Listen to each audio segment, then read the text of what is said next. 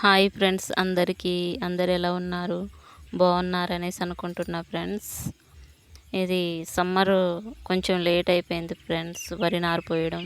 అందుకని మేము డైరెక్ట్గా వరి మొలకలు వచ్చిన తర్వాత కర్రీలు చల్లామన్నమాట. అందుకే ఇది పలుచగా మొలిచింది. ఈ వరిలో కలుపు రాకుండా అనేసి మా బ్రదర్ కలుపు మందు చల్లుతున్నారనమాట. ఎందుకంటే సమ్మర్లో కలుపు తీయడం అవన్నీ చాలా కష్టమైపోతుంది. ఎండ కొడుతూ ఉంటుంది కదా, కలుపు తీయలేము. అందువల్ల కలుపు మందు చల్లుతున్నారనమాట మా బ్రదర్. ఇది కొన్ని చోట్ల మంచిగా మొలిచింది ఫ్రెండ్స్, కొన్ని చోట్లేమో సరిగా మొలవలేదు మొలక. మనం వరి చేనుకు కలుపు మందు చల్లేటప్పుడు వరి పొలంలో నీళ్లు లేకుండా చూసుకోవాలి ఫ్రెండ్స్. నీళ్ళు ఉన్నట్లయితే కలుపు మందు పని చేయదనమాట, కలుపు వచ్చేస్తుంది. కాబట్టి మనం నీళ్లు లేకుండా చూసుకోవాలి, అప్పుడే కలుపు మందు చల్లాలన్నమాట.